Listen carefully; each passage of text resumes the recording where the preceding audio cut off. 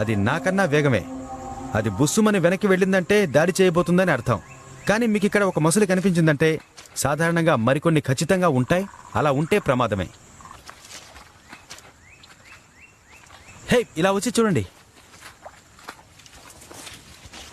ఇక్కడ ఒక పాత మొసలి గూడు ఉంది. అవును, స్లైడ్ని కూడా చూడొచ్చు. బహుశా ఇక్కడి నుంచే తల్లి మొసలి లోపలికి వస్తుందేమో. చూసారా? అవి పెట్టబోయే గుడ్ల కోసం ఈ రకంగా ఒక దిబ్బను తయారు చేస్తాయి. అది ప్రత్యేకించి బహుశా 30 నుంచి 40 గుడ్లు పెడుతుంది. కానీ వాటిలో సగం గుడ్లు మాత్రమే పొదుగుతాయి. ఇదొక కొత్త గూడైతే మాత్రం ఇంత దగ్గరగా వెళ్లే ప్రసక్తే లేదు. తర్వాత నాకేదో కనిపించింది.